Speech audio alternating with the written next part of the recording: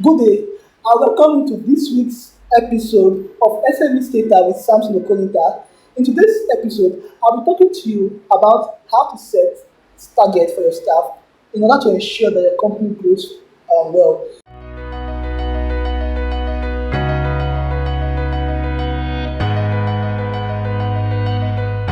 Now, you've noticed most business owners have noticed something in business that they spend so much money starting up their business or even scaling it up, but somehow they find it very difficult, recouping the initial investment. For example, um, a business today, launches out, and probably as part of its startup cost, it's incurred over, let's say, about 3 million naira, in cost to actually launch out, and these are like the initial expenses that the business made.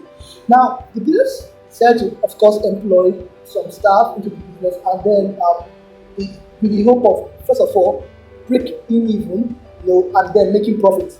Now, how exactly do you even set up targets? How do you give your staff, your employees targets at the end of each month to get to, to, of course, increase your productivity, increase your sales, that will at least cover the initial cost. Because without some of these things, without knowing your figures, without having these things, available and accessible, you might just be, running at a loss. Now, one of the first things you need to do is to do a list, come up with a list of expenses you made.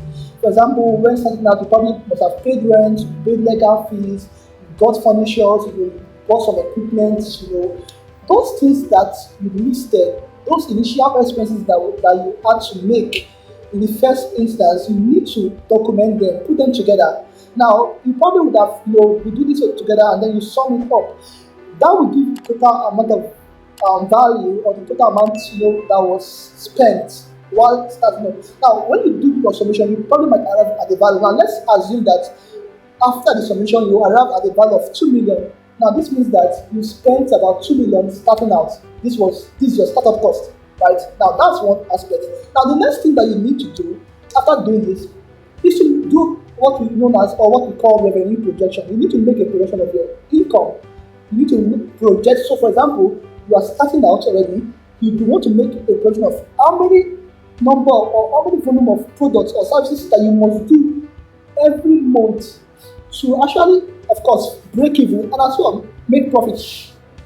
So, what your revenue projection will do for you basically is that it will tell you the number of products that you need to sell, and also the price that you need to sell those products for to make profit, or to at least bring revenue. Now, let's say the business decides to probably sell 2,000 units of its product in a month at 2,000, right? Now, that means that the business is set to make about 4 million every month. 4 million in revenue every month. Now, that alone shows that the business has a target to meet. Now, let's also say that if the business decides to go with this model, it means that the business will be making about 4 million in revenue. Now, it does also end there. The next thing you need to do is to come up with your operating expenses.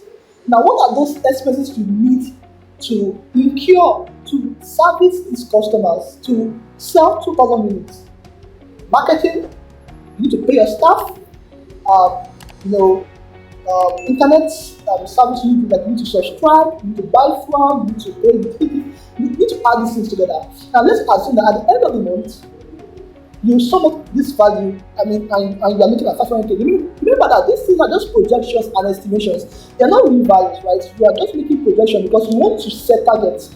Now, what you do basically is to get the net profit. And how do you get the net profit? By deducting your revenue from the expenses. So let's say you got 500,000 from 4 million, and that's doing about 3.5 million. Now, the next thing you need to do is to get the R.O.I, the return on investment. That is the return on investment. Remember that the initial investment was about 2 million, right?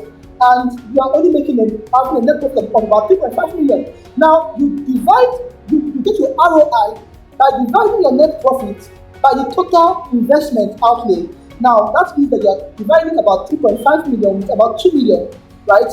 And that would of course, give a ROI that is above 100%. Probably, I don't have to get the right figure, but that will give a ROI that is about 100%. Now, what does this mean?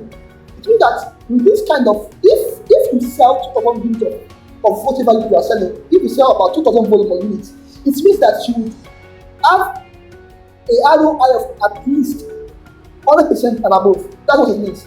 Now, technically, when you do this, you decide to do some further calculation on this. Now, this means that if, for example, you decide to divide the ROI into 5, for example, it means that in about 5 months, if your staff or if the company decides to achieve just 20% per month, right, 20% per month, it means that in 5 months, the business would have broken even, right? Because, first of all, you would have,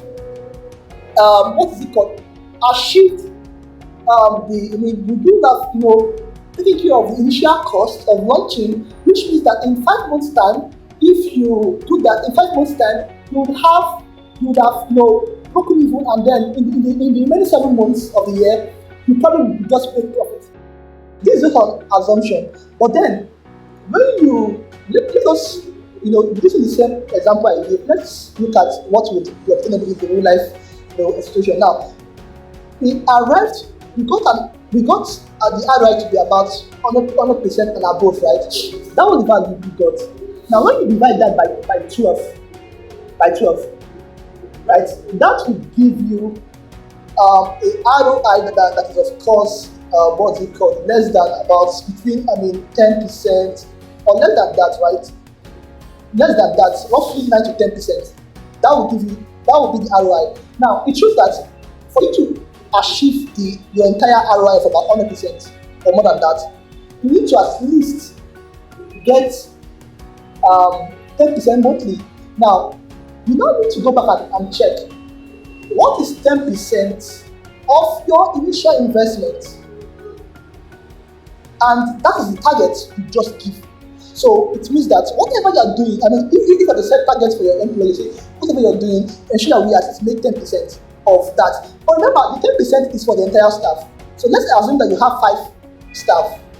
That would mean that you are going to further divide the 10% by 5, and that gives us 2%. Meaning that each staff would have to achieve a target of 2% monthly. So they have to grow sales by 2% monthly. This is the target. So if you want to set targets, for your business, you start up, probably you just launch a business and then you don't want to run a blind business, this is the right way to go about doing it. And I think I wish you the very best as you this day.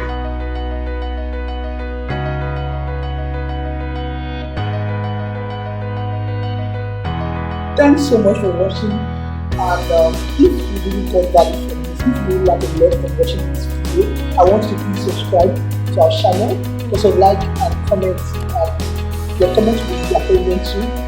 Thank you so much, and I wish you the best.